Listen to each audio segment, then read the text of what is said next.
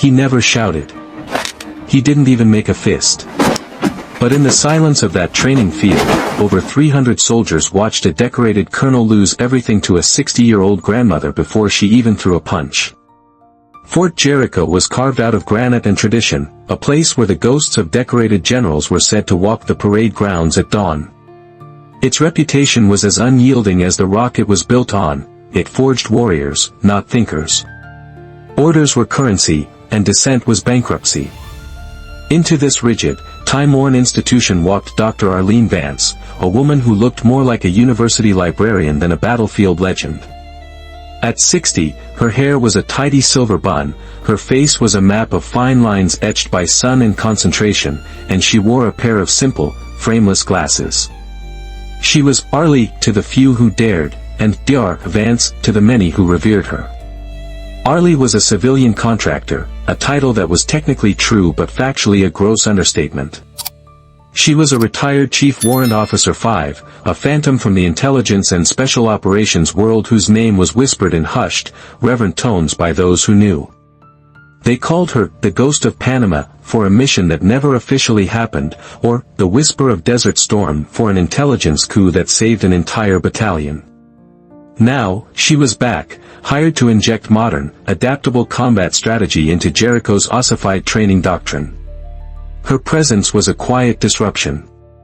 When she entered the main briefing hall for the first time, the low hum of chatter among the young lieutenants and captains didn't just quiet down, it evaporated. Shoulders straightened. Spines aligned. It wasn't fear. It was the instinctive reaction of a pack recognizing a true alpha, one who didn't need to bark to command respect. She carried no rank on her simple, practical field jacket, but she carried something heavier, authority, earned in places that didn't appear on official maps. The man in charge of Fort Jericho, Colonel Marcus Thorne, carried his authority very differently. It was lacquered onto him like the shine on his immaculate boots, boots that had never seen the mud of a real firefight. In his early 50s, Thorne was the epitome of the modern political officer, a chiseled jaw, a chest full of medals from command postings, and a network of connections that reached straight to the Pentagon.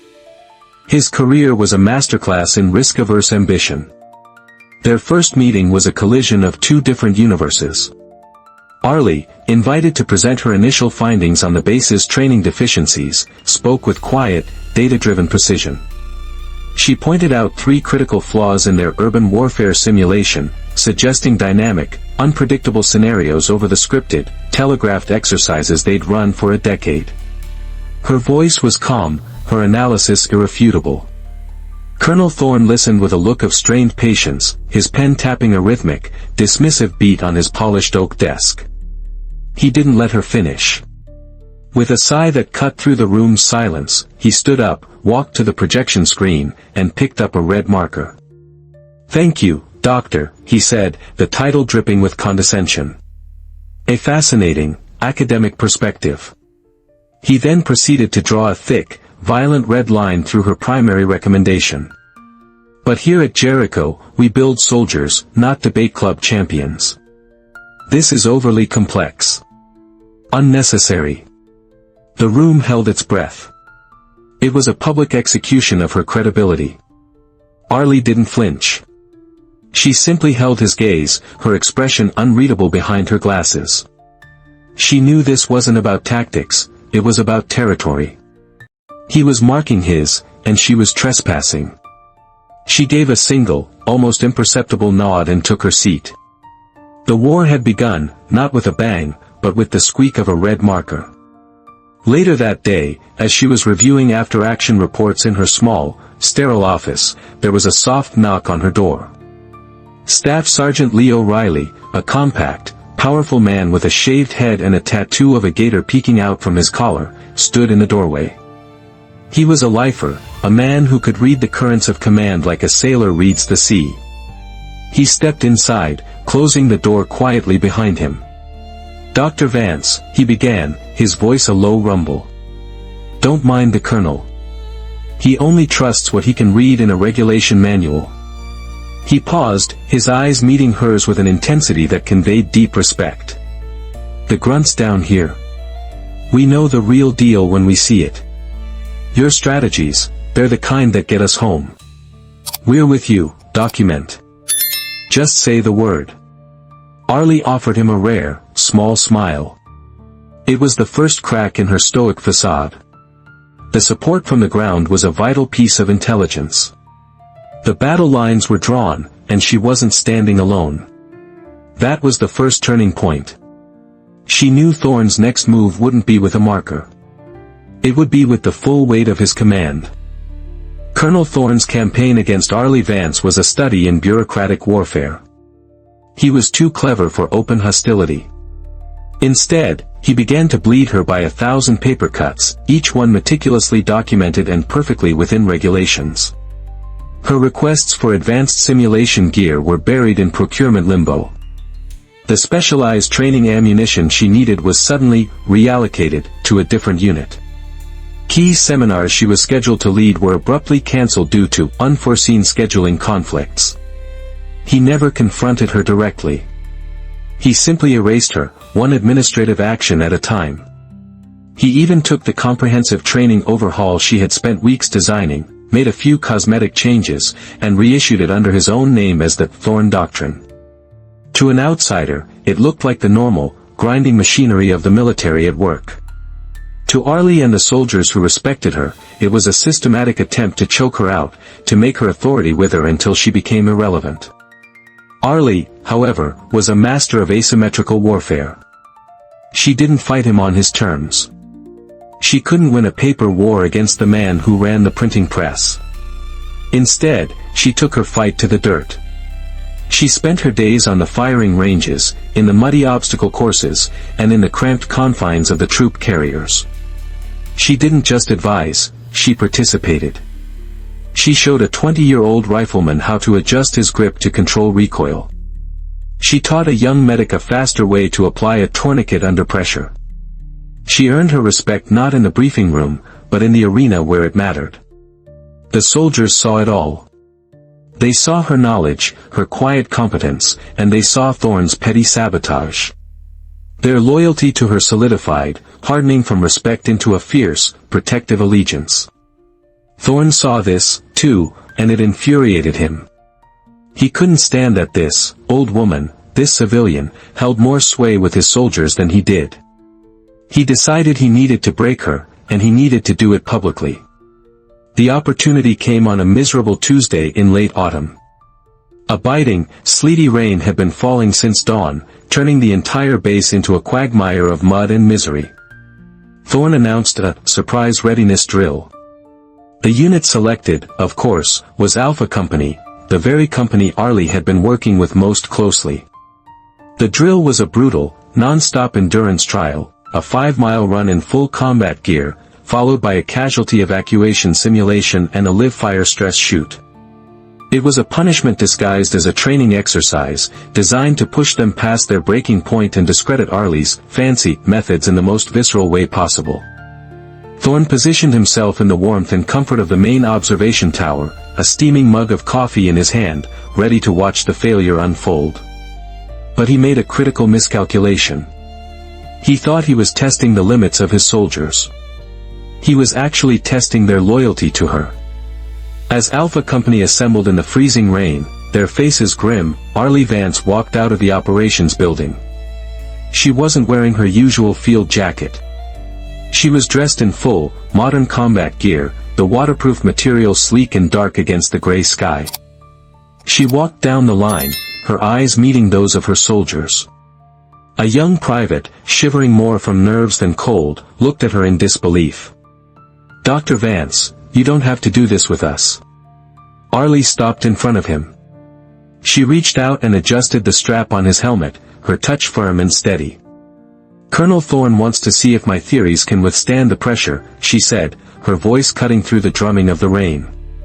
"Then he'll have to watch me run beside you to find out." A current of energy shot through the ranks. It was more potent than any pre-battle speech. This wasn't about enduring a punishment anymore. It was about winning. From his perch in the tower, Thorne watched in stony silence as Arlie didn't just join the drill, she led it. She set a grueling but sustainable pace on the run, her breathing controlled, her form perfect. During the casualty evac, she was the one who diagnosed the simulated injuries and directed the teams with a calm efficiency that shamed the official evaluators. At the live fire range, her shots were tight and centered, fired with an economy of motion that was breathtaking to witness. Alpha Company didn't just complete the drill. They shattered the existing base record, every single soldier crossing the finish line. They weren't exhausted and broken. They were energized, united, their faces lit with a triumphant fire that the cold rain couldn't extinguish. Thorne stood in the tower, his knuckles white around his coffee mug. He had tried to humiliate her. Instead, she had taken his soldiers and forged them into a spear, with herself as the tip. He had lost, and everyone knew it. The silent war was over. The next battle would be loud. The air at Fort Jericho grew thick with unspoken tension in the days that followed. The base was divided into two camps, those who followed Colonel Thorne's rank, and those who followed Arlie Vance's reputation. The lines were invisible but deeply felt. Thorne, stewing in his public humiliation, became more volatile, his commands sharper, his temper shorter. He was a man looking for a reason to reassert his dominance, a nail to hammer down. The hammer fell during a large-scale live-fire demonstration. It was a major event. Over 300 soldiers were on the field, including a visiting delegation of cadets from West Point. It was Thorne's chance to showcase the might and precision of his command, to wash away the stain of the failed readiness drill. He had designed the entire exercise himself, a complex, multi-stage assault on a mock village. Arlie stood on the periphery, observing from the designated civilian expert's position. Her role was to watch, take notes, and provide a post-action critique. She had no command authority. But her eyes, trained by decades of seeing what others miss, saw a flaw in Thorne's perfect design. A deadly one. Two of his fire teams were positioned to advance along a route that would momentarily place them in the line of fire of a heavy machine gun emplacement providing suppressive fire. It was a fatal crossfire, a rookie mistake born of arrogance and a failure to walk the ground. Protocol for such a situation was clear: any observer who spots an imminent safety risk has the duty to report it immediately. Arlie calmly raised her radio handset.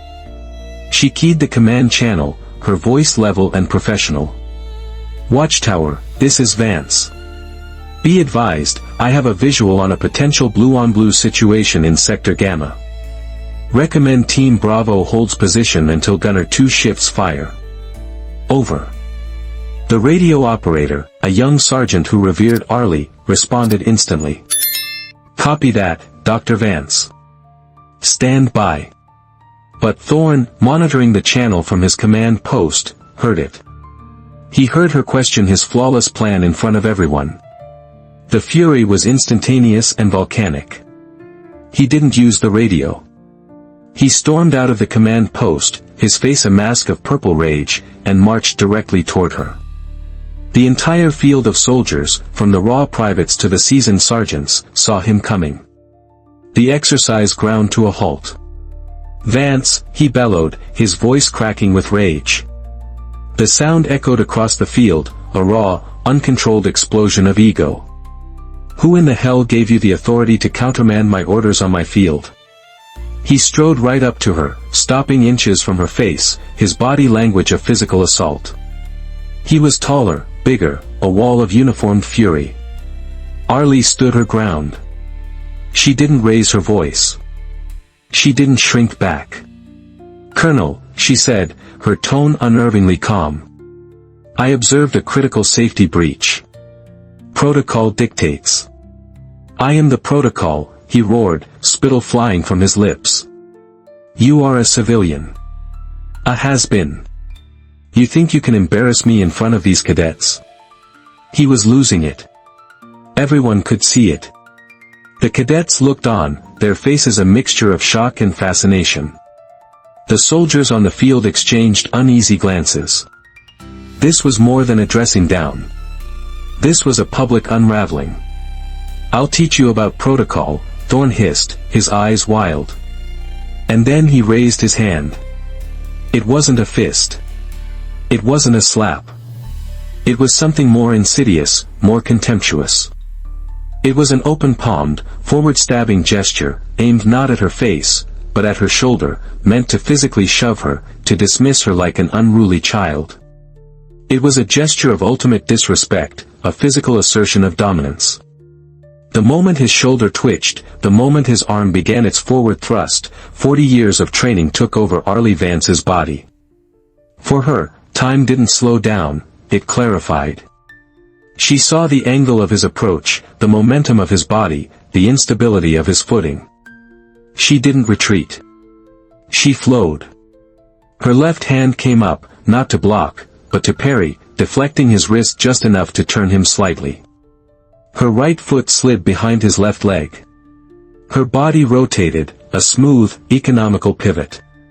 It wasn't an act of aggression, it was an act of physics. She used his own forward momentum against him, applying leverage to the weakest point of his arm, the elbow joint. Crack. The sound was sickeningly sharp and clear, like a dry branch snapping underfoot. It cut through the silence of the training field, louder than any gunshot. More than 300 soldiers flinched as one. Colonel Thorne let out a choked, guttural cry of agony and collapsed to one knee, cradling his right arm. It hung at an impossible, grotesque angle, the bone clearly fractured.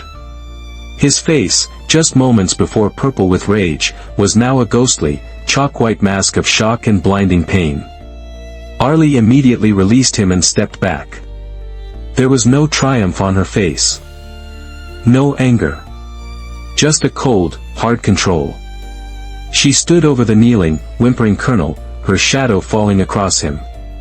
Her voice, when she spoke, was quiet, yet it carried to every corner of the silent field.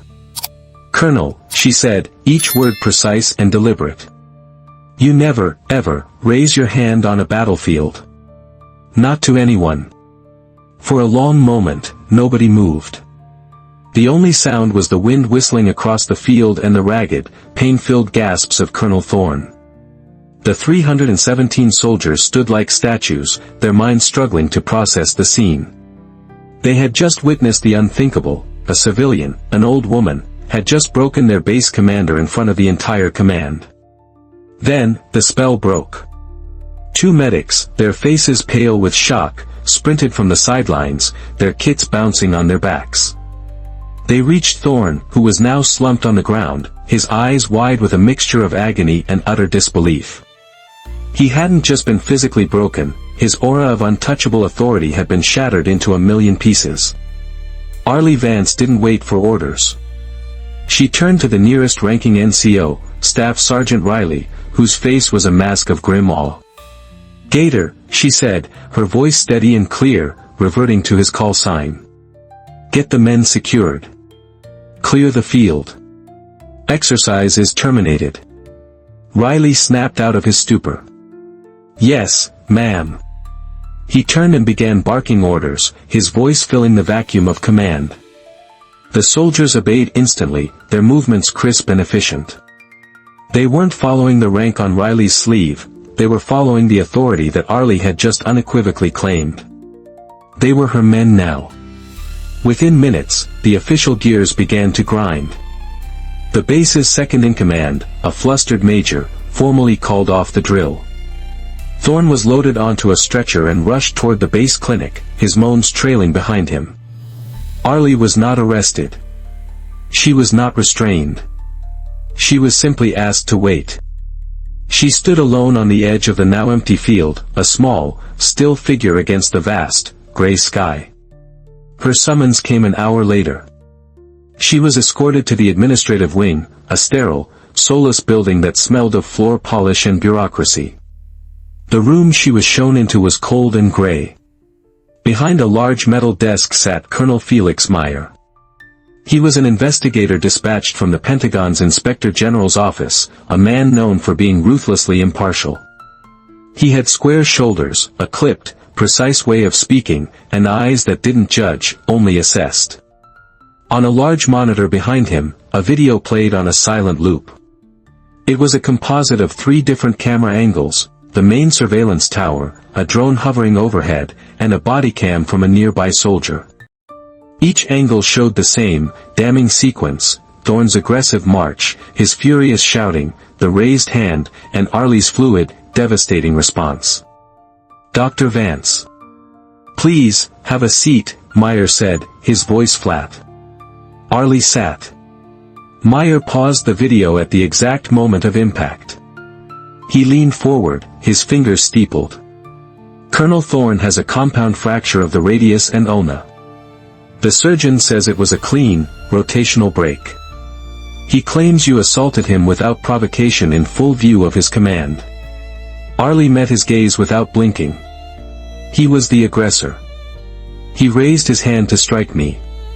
The footage confirms it." "It does," Meyer conceded, nodding slowly. "But the footage also confirms that you, a civilian contractor, used disabling force against a superior officer. In any context, that carries significant weight. Attempted assault by a superior officer also carries weight, Colonel," Arlie replied, her voice level. "I chose to de-escalate the threat before it made contact. I used the minimum force necessary to neutralize an active assault. It is a textbook example of defensive tactics." They sat in a heavy silence, a silent battle of wills across the steel desk. Meyer was testing her, looking for a crack, a hint of doubt or regret. He found none. He let out a slow breath and leaned back in his chair. "You should prepare yourself for a formal Article 32 hearing. This could lead to criminal charges." He paused, then gestured toward a thick stack of printed documents on his desk. "However, something unusual is happening." He slid the stack across the desk. It was a collection of emails and sworn statements. "Since the incident, less than 2 hours ago, my office has been flooded with unsolicited testimony. Over 50 statements so far. From privates, sergeants, lieutenants, even a few captains. Some are anonymous, some are signed. They all tell the same story." Meyer leaned forward again, his eyes locking onto hers. "They all say this wasn't an act of aggression on your part. They say it was an act of profound restraint. They say that Colonel Thorne has been fostering a toxic command climate for years. And," he picked up one of the papers, "if anyone else had been standing in Dr. Vance's shoes, Colonel Thorne wouldn't have a broken arm. He'd be in a body bag." The raw truth of the statement hung in the air. Arlie looked at the pile of papers, the first flicker of emotion showing in her eyes. It was validation. "There almost was blood, Colonel," she said quietly. Meyer nodded, a silent acknowledgement of the truth. The ground at Fort Jericho had shifted. The whispers of the soldiers had become a roar that even the Pentagon couldn't ignore. The walls of Fort Jericho were thick, but they were no match for the speed of the digital age. Before Colonel Thorne was even out of surgery, the story had breached containment. It started as whispers on military-centric forums and encrypted messaging apps, posted by junior officers and NCOs who had witnessed the event. The details were too specific, too raw to be fake. The phrase, "the Jericho Snap," began to trend. By nightfall, the first mainstream media outlet, a military news blog run by veterans, published the story under a sensational headline: 60-year-old female advisor breaks colonel's arm during live-fire exercise. The article, citing anonymous sources within the base, painted a damning picture of Colonel Thorne's long-standing abusive behavior and framed Arlie's actions as a desperate act of self-defense. The story exploded. It was the perfect storm of David versus Goliath, age versus arrogance, and female resilience against male aggression. It tapped into a deep, resonant cultural nerve. Thorne's camp responded swiftly. A high-priced civilian lawyer issued a statement decrying the incident as a vicious, premeditated career assassination. It blamed the event on Arlie's inability to accept the authority of a decorated male officer and decried the toxic feminist agenda infiltrating the armed forces. The backlash to the statement was immediate and overwhelming. The hashtag #IStandWithVance went viral. Thousands of servicewomen, past and present, began sharing their own stories of harassment, bullying, and being silenced by the chain of command. They posted pictures of themselves in uniform, their faces a mixture of pride and pain. A new, more powerful hashtag emerged, started by a retired female general, #StrengthIsNotLoud. It was a direct tribute to Arlie's quiet, decisive power. The movement gave a voice to the voiceless, and Arlie Vance, sitting in quiet isolation in her temporary quarters, had unwittingly become its icon. The Pentagon panicked. The story was no longer about a broken arm, it was about a broken culture. The pressure was immense. A U.S. senator, a formidable woman on the Armed Services Committee, publicly demanded a full and transparent investigation. In response, the Army dispatched its top crisis manager, Brigadier General Curtis Layton. Layton was a political animal, a man whose entire career was built on smoothing over scandals and burying inconvenient truths. He arrived at Fort Jericho with one mission: control the narrative and make the story go away. He summoned Arlie to the base commander's office, Thorne's former seat of power. Layton didn't offer her a seat. He stood by the window, staring out at the base as if it were a rebellious province he had been sent to pacify. "Dr. Vance," he said, his voice smooth and cold as polished steel. "You have become a significant disruption." "A disruption was necessary, General," Arlie replied, her voice steady. Layton turned to face her, his eyes hard. "You have also become a symbol. Journalists are camped outside the main gate. That senator is calling my boss every hour. Veterans groups are planning a rally. This is no longer a disciplinary matter. It's a political firestorm." He stepped closer, invading her space in a calculated imitation of Thorne, a subtle test of her nerve. "Captains follow orders, Dr. Vance. They don't lead movements." Arlie didn't blink. She didn't move. She simply met his gaze. Generals are supposed to protect their soldiers, not the abusers who command them. The barb hit its mark. A flicker of anger crossed Layton's face before his mask of cool control slipped back into place. He knew he couldn't bully her. He couldn't intimidate her. She had already faced down a man willing to use physical force. A man using political force was far less threatening. He changed tactics. "Fine," he said, exhaling sharply. "We manage it. The Army is reassigning you. Effective immediately.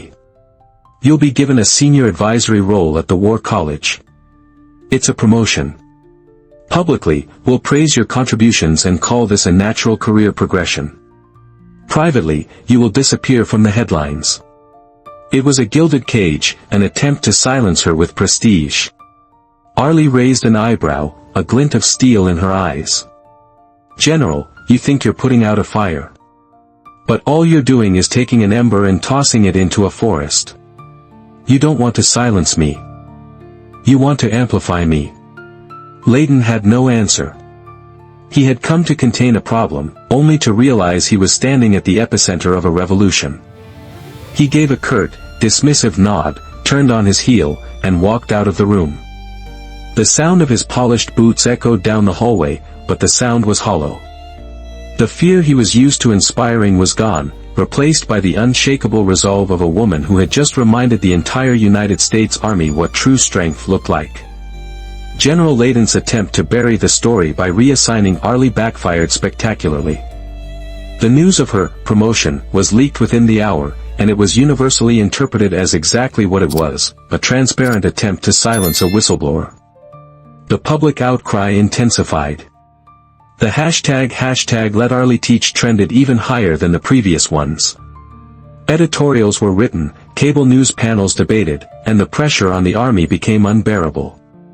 They were losing the narrative, the moral high ground, and the respect of their own soldiers. Faced with a full-blown institutional crisis, the Army did the one thing it had been trying to avoid: it told the truth. The full report from Colonel Meyer's investigation was released. It was a damning indictment of Colonel Thorne, detailing not only the incident with Arlie but also a dozen other substantiated claims of abuse, harassment, and toxic leadership that had been previously swept under the rug. The consequences were swift. Colonel Marcus Thorne was dishonorably discharged from the U.S. Army, stripped of his rank and benefits. It was a stunning fall from grace, a public shaming that sent shockwaves through the officer corps. Arlie Vance's name was officially cleared. The report praised her exemplary restraint and professional conduct under extreme duress. But the Army went a step further. They rescinded her transfer to the War College. Instead, in a move that stunned everyone, they offered her a newly created position, Chief Advisor for Training and Leadership Reform, based at Fort Jericho. They weren't just exonerating her, they were empowering her. They were giving her the keys to the kingdom she had fought to change. The day the announcement was made, a different kind of silence fell over Fort Jericho. It was a silence of awe and profound change.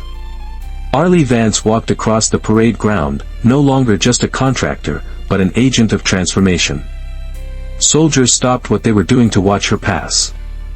They didn't just salute, they nodded, their eyes filled with a deep, personal respect. She hadn't just won a fight, she had won them a future. Her new office was Thorne's old one. She had the polished oak desk removed, replacing it with a simple, functional steel one. The first program she instituted was a mandatory leadership seminar for all officers and NCOs on the base. It was called the Arlie Doctrine, though she never called it that herself. Its core principle was simple and revolutionary: leadership is not a function of rank, it is a function of trust. And trust is earned, not demanded. The story of Arlie Vance became a modern legend within the military, a cautionary tale for bullies and an inspirational one for those who dared to stand for what was right. She became a symbol that one person's courage, rooted in principle, could bend the arc of an institution as vast and unyielding as the U.S. Army. The final shot is of Arlie, months later. She stands before a new class of young, eager lieutenants. She's not behind a podium. She's standing among them, on their level. Behind her, carved into a new granite sign at the entrance of the main training hall, are 3 words that now define Fort Jericho: strength, honor, respect. Your weapon is not your rifle, Arlie tells the young officers, her voice quiet but resonant, filled with the weight of hard-won wisdom. Your authority is not your rank. Your greatest asset is the soldier standing next to you. Never, ever, forget that. Arlie Vance's story changed more than just one base. It sparked a conversation about what true strength and leadership look like. What are your thoughts on this? Have you ever witnessed someone stand up against unfair power? Share your story in the comments below. Please comment with respect for everyone's experience. And if this story moved you, don't forget to like, share, and subscribe for more content that matters.